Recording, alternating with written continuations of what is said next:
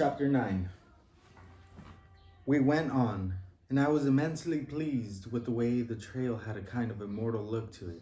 In the early afternoon now, the way the side of the grassy hill seemed to be clouded with ancient gold dust, and the bugs flipped over rocks, and the wind sighed in shimmering dances over the hot rocks, and the way the trail would suddenly come into the cool, shady part with big trees overhead, and here the light deeper, and the way the lake below us became a toy lake with those black well holes perfectly visible still, and the giant cloud shadows on the lake, and the tragic little road winding away where poor Morley was walking back.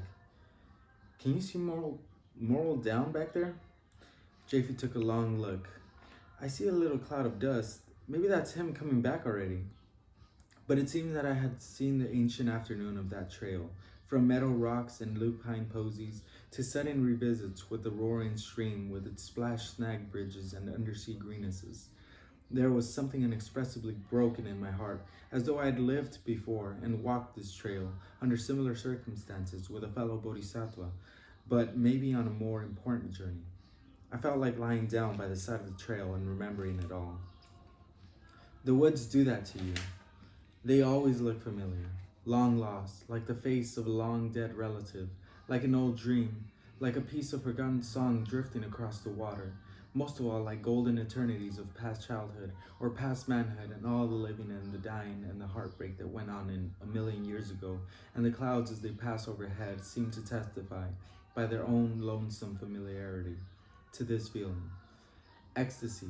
Even I felt, with flashes of sudden remembrance, and feeling sweaty and drowsy, I felt like sleeping and dreaming in the grass.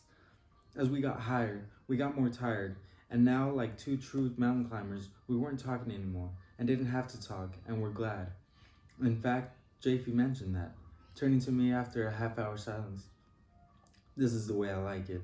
When you get going, there's just no need to talk, as if we were animals and just communicated by silent telepathy.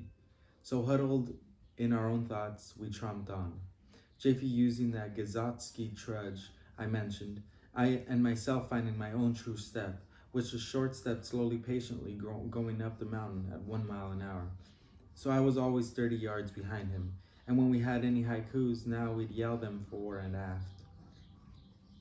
Pretty soon, we got to the top of the part of the trail that was trail no more, to the incomparable dreamy meadow, which had beautiful pond, and after that it was boulders and nothing but boulders. Only sign we have now to know which way we're going is ducks. What's ducks? See those boulders over there? Why, God, man, I see 5 miles of boulders leading up to the mountain. See the little pile of rocks on that near boulder there by the pine? That's a duck, put up by other climbers. Maybe that's when I put up myself in the 50 hour, I'm not sure. We just go from boulder to boulder from now on, keeping a sharp eye for ducks. Then we get a general idea how to wraggle along.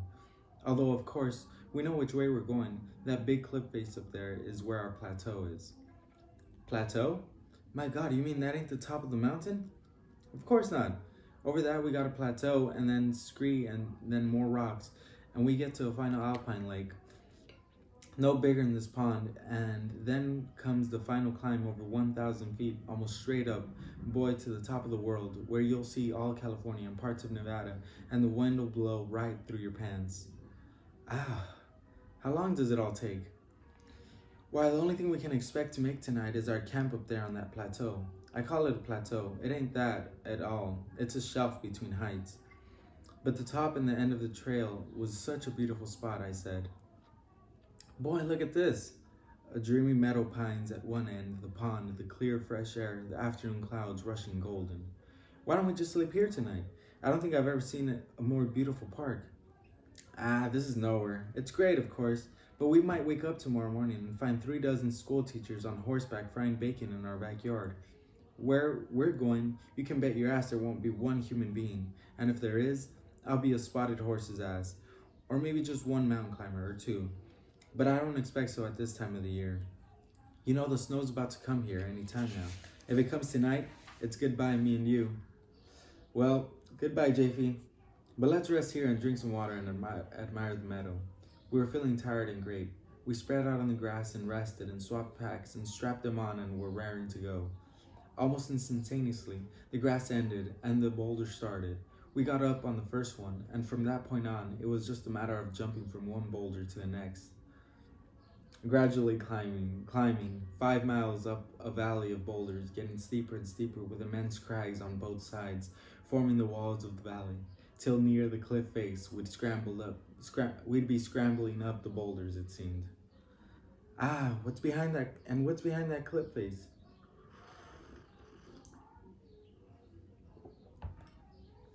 There's high grass up there, shrubbery, scattered boulders, beautiful meandering creeks that have ice in them, even in the afternoon, spots of snow, tremendous trees, and one boulder, just about as big as two of Alva's cottages, piled on top of the other, which leans over and makes a kind of concave cave for us to camp at, lighting a big bonfire that'll throw heat against the wall. Then after that, the grass and timber ends. That'll be at 9,000 just about. With my sneakers, it was as easy as pie to just dance nimbly from boulder to boulder, but after a while, I noticed how gracefully Jiffy was doing it, and he just ambled from boulder to boulder, sometimes in a deliberate dance with his legs crossing from right to left, and for a while I followed his every step. But then I learned it was better for me to just spontaneously pick my own boulders and make a ragged dance of my own. The secret of this kind of climbing, said JP, is like Zen. Don't think, just dance along. It's the easiest thing in the world. Actually easier than walking on flat ground, which is monotonous. The cute little problems present themselves at each step, and yet you never hesitate and you find yourself on some other boulder you picked out for no special reason at all. Just like Zen, which it was. We didn't talk much now. It got tiresome on the leg muscles. We spent hours, about 3, going up that long valley. In that time, it grew to late afternoon and the light was growing amber and shadows were falling ominously in the valley of dry boulders, and instead, though, of making you feel scared, it gave you that immortal feeling again. The ducks were all laid out, easy to see. On top of a boulder you'd stand and look ahead and spot a duck, usually only 2 flat rocks on top of each other, maybe with one round one on top for decoration. And you aimed for that general direction. The purpose of these ducks, as laid out by all previous climbers, was to save a mile or two of wandering around in the immense valley. Meanwhile, our roaring creek was still at it, but thinner and more quiet now, running from the cliff face itself a mile up the valley in a big black stain I could see in the gray rock. Jumping from boulder to boulder and never falling with a heavy pack is easier than it sounds. You just can't fall when you get into the rhythm of the dance. I looked back down the valley sometimes and was surprised to see how high we'd come and to see farther horizons of mountains now back there. Our beautiful trail top park was like a little glen of the forest of Arden. Then the climbing got steeper, the sun got redder, and pretty soon I began to see patches of snow in the shade of some rocks. We got up to where the cliff face seemed to loom over us. At one point, I saw Jacob throw down his pack and dance my way up to him. Well, this is where we'll drop our gear and climb those few hundred feet up the side of that cliff, where you see that it's shallower, and find that camp. I remember it. In fact, you can sit here and rest or beat your bishop while I go rambling around there. I like to ramble by myself. Okay, so I sat down and changed my wet socks and changed soaking undershirt for a dry one, and crossed my legs and rested, and whistled for about a half hour, a very pleasant occupation. And Japhie got back and said he'd found the camp.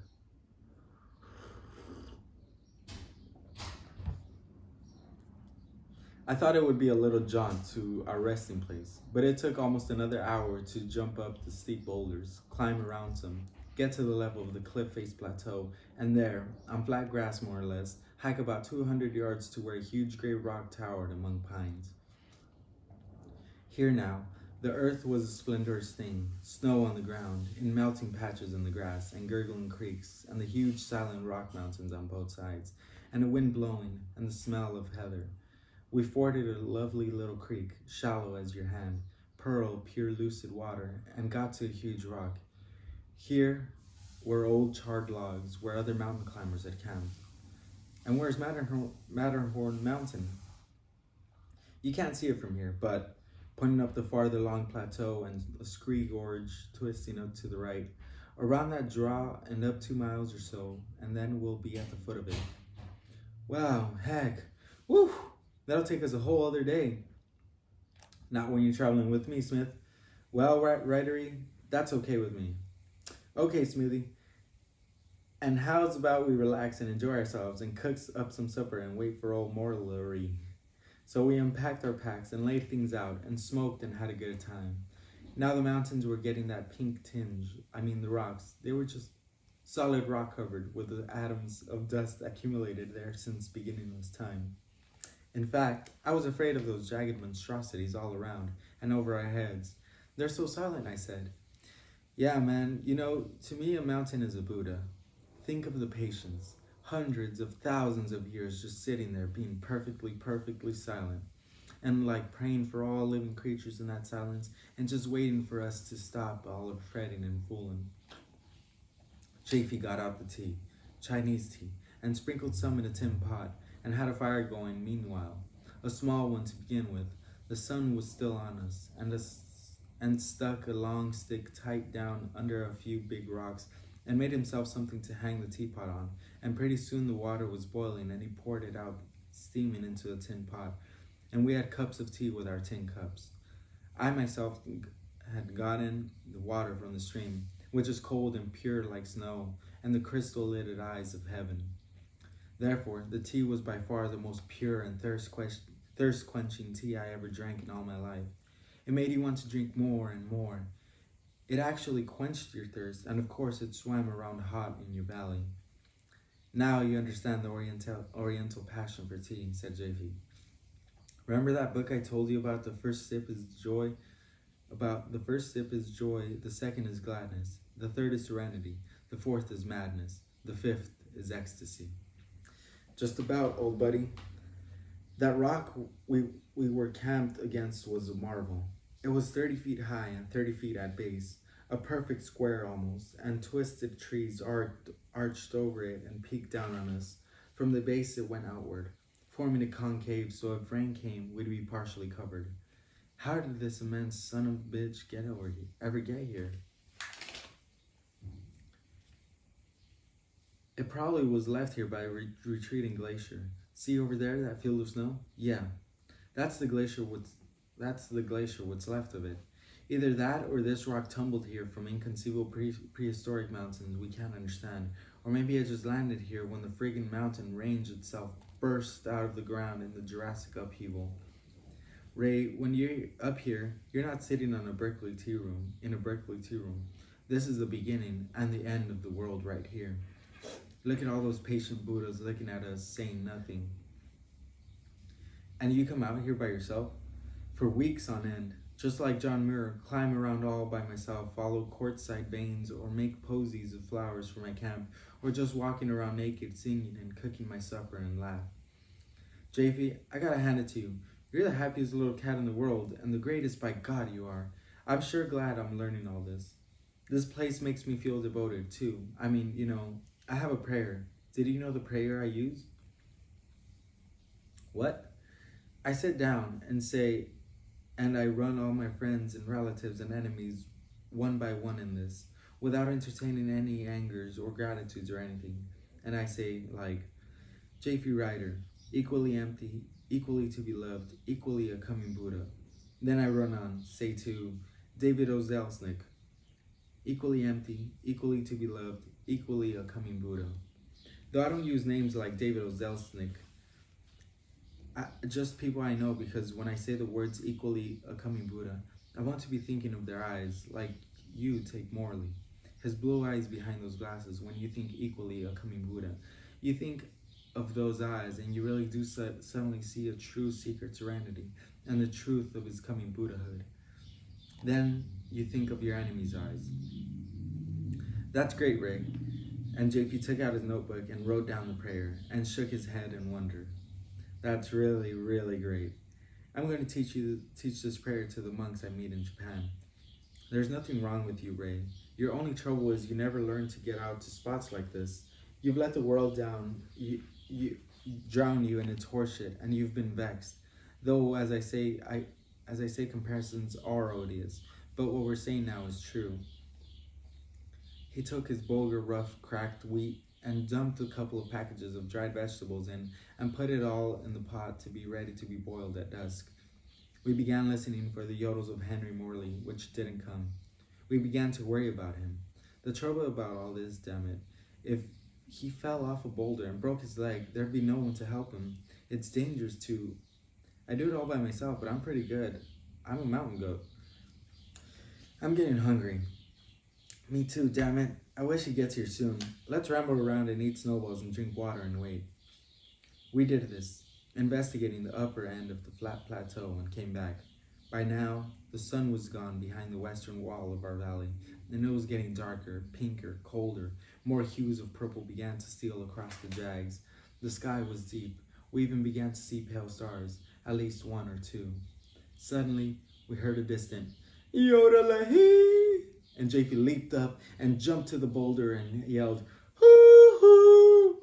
The Yodel-a-hee came back. How far is he? My God, from the sound of it, he's not even started. He's not even at the beginning of the Valley of Boulders. He can never make it tonight. What do we do? Let's go to the rock cliff and sit on the edge and call him in an hour.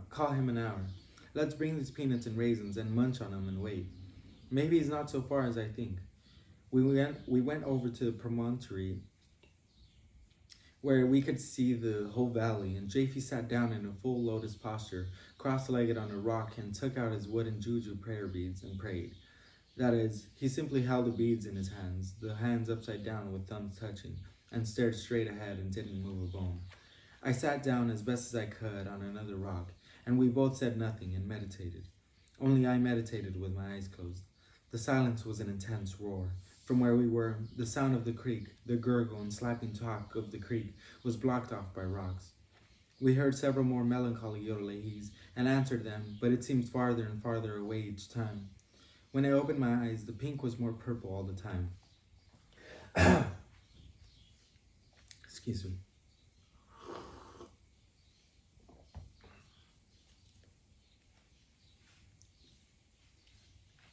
The stars began to flash. I fell into deep meditation, felt that the mountains were indeed Buddhas and our friends, and I felt the weird sensation that it was strange that there were only 3 men in this whole immense valley. The mystic number 3, Nirmanakaya, Sambhogakaya, and Dharmakaya. I prayed for the safety and in fact the eternal happiness of poor Morley. Once I opened my eyes and saw Japhy sitting there rigid as a rock, and I felt like laughing, he looked so funny. But the mountains were mighty solemn, and so was Japhy, and for that matter, so was I. And in fact, laughter is solemn. It was beautiful. The pinkness vanished, and then it was all purple dusk, and the roar of the silence was like a wash of diamond waves going through the liquid porches of our ears, enough to soothe a man 1,000 years. I prayed for Japhy, for his future safety and happiness and eventual Buddhahood. It was all completely serious, all completely hallucinated, all completely happy. Rocks are space, I thought, and space is illusion. I had a million thoughts. Japhy had his. I was amazed at the way he meditated with his eyes open, and I was mostly humanly amazed at this tremendous little guy who eagerly studied Oriental poetry and anthropology and ornithology and everything else in the books, and was a tough little adventurer of trails and mountains, should also suddenly whip out his pitiful, beautiful wooden prayer beads and solemnly pray there. Like an old-fashioned saint of the desert, certainly, but so amazing to see it in America with its steel mills and airfields. The world ain't so bad when you got Japhy's, I thought, and felt glad. All the aching muscles and the hunger in my belly were bad enough, and the surrounding dark rocks, the fact that there is nothing there to soothe you with kisses and soft words, but just to be sitting there meditating and praying for the world with another earnest young man, toward good enough to have been born just to die, as we all are. Something will come of it in the milky ways of eternity, stretching in front of all our phantom, unjaundiced eyes, friends. I felt like telling Japhy everything I thought, but I knew it didn't matter, and moreover, he knew it anyway, and silence is the golden mountain. Yodelahi, sang Morley. And now it was dark, and Japhie said, well, from the looks of things, he's still far away. He has enough sense to pitch his own camp down there tonight, so let's go back to our camp and cook supper. Okay. And we yelled, hoo, a couple of times reassuringly and gave up poor Morl for the night. He did have enough sense, we knew, and as it turned out, he did, and pitched his camp, wrapped up in his 2 blankets on top of the air mattress, and slept the night out in the incomparably happy meadow with the pond and the pines, telling us about it when he finally reached us the next day.